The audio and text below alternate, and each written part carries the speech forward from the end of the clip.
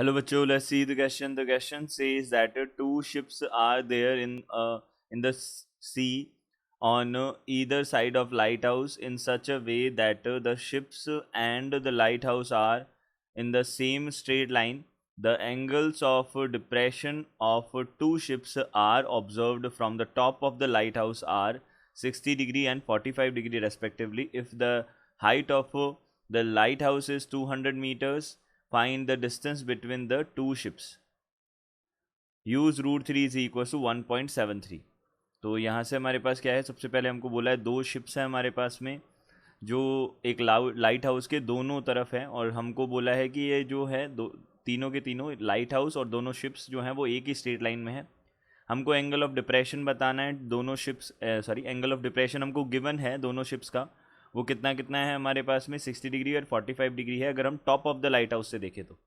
और height of the light house जो है वो कितनी है, 200 मीटर्स है. तो हमारे पास डिस्टेंस क्या होगा बिटवीन द शिप्स, ये हमको बताना है. यूज़ करना है root three is equal to 1.73. तो यहाँ से बात कर लेते हैं. देखिए सबसे पहले की कॉन्सेप्ट की बात कर लेते हैं. तो बेसिकली इस टाइप के क्वेश्चंस में हमारे पास में ट्रिग्नोमेट्रिक रेशियोज यूज़ होते हैं. तो यहाँ पे tan theta is equal to क्या होता है, परपेंडिकुलर अपॉन बेस होता है. इस ट्रिग्नोमेट्रिक रेशियो का हम यहाँ पे बेसिकली यूज़ करने वाले हैं. अब सबसे पहले क्वेश्चन को समझने के लिए डायग्राम बना लेते हैं जिससे हमको एक आइडिया हो जाएगा कि क्वेश्चन किस तरीके से गिवन है.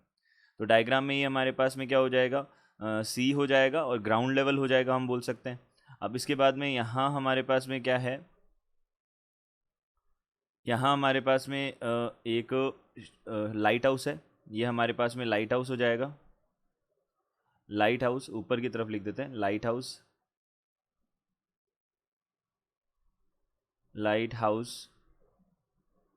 ये लाइट हाउस हो जाएगा. अब देखिए ये एक कॉर्नर से अगर मैं इसको ज्वाइन करूँ तो हमारे पास में बनेगा, ये आ जाएगा हमारे पास एंगल. तो एक तो एंगल हो जाएगा 45, अब दोनों ऑपोजिट साइड में, और दूसरा एंगल कितना हो जाएगा हमारे पास में 60 डिग्री का हो जाएगा.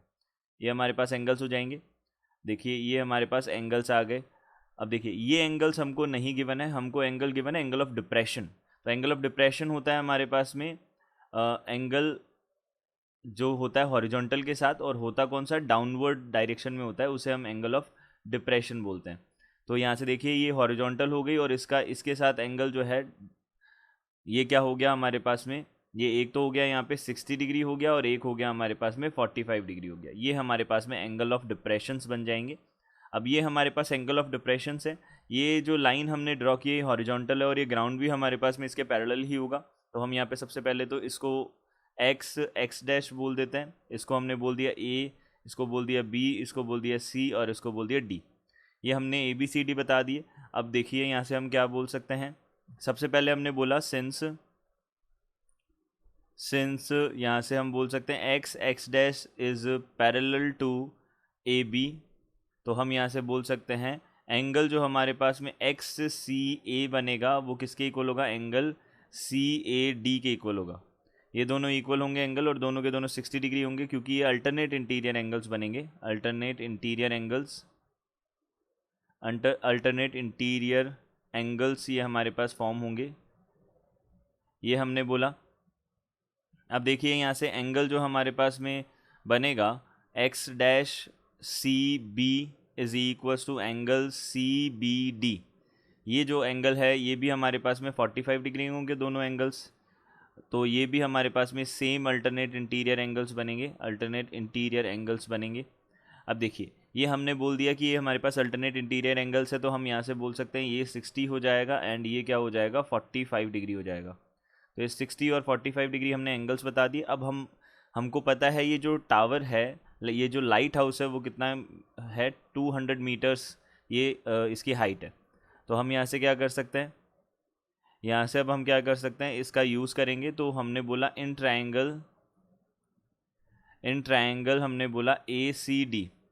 अब in triangle A C D की बात की तो ए सी डी ट्रायंगल में हमने देखा जो हमारे पास में tan 60 डिग्री होता है, ये tan 60, तो ये इसके लिए परपेंडिकुलर तो हो जाएगा सी डी. तो सी डी हमारे पास हो जाएगा 200 मीटर्स एंड डिवाइडेड बाय यहाँ पे ए डी आ जाएगा.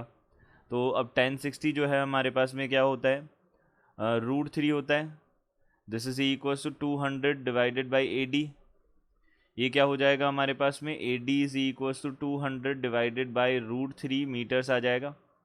ये बन जाएगा हमारे पास। अब देखिए यहाँ से हम सेकेंडली हम बोल सकते हैं in triangle C B D. अब सी बी डी ट्राइंगल की बात करें अगर हम, तो ए सी डी की तो बात कर ली, सी बी डी ट्राइंगल की बात करें तो इसमें हमारे पास 1045 डिग्री एंगल बनेगा। अब 45 डिग्री एंगल बनेगा, ये तो हमारे पास 90 होंगे ही। और यहाँ पे जो हमारे पास में परपेंडिकुलर है वो 200 मीटर्स हो जाएगा, और डिवाइडेड बाय बेस जो है वो हमारे पास बी डी हो जाएगा। तो यहाँ से हमने बोला बी डी जो है, अब 1045 तो 1 होता है, तो B D is equal to 200 metres बन जाएगा। अब हम यहाँ पे क्या कर लेते हैं, सबसे पहले तो ए डी जो है वो हम डिवाइड करके फाइंड आउट कर लेते हैं कि ए डी जो है वो कितनी होगी। तो यहाँ से ए डी किसके इक्वल हो जाएगी, हमारे पास 200 डिवाइडेड बाय 1.73 हो जाएगा। अब ये किसके इक्वल होगा, ये हमारे पास हो जाएगा 115.6061 हो जाएगा, ये 61 मीटर्स। तो हमने बोला ये, तो हमारे पास दोनों शिप्स जो हैं उनके बीच की डिस्टेंस तो हमारे पास ए बी होगी। तो हमने बोला डिस्टेंस बिटवीन